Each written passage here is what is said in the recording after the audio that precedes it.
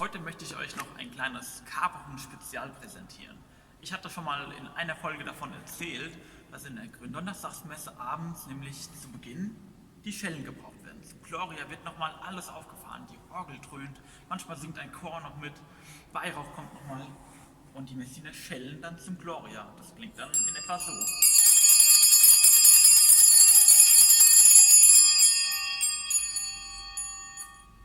Aber spätestens nach dem Gloria schlägt dann die Stimmung um. Jesus weiß, dass er verraten wird.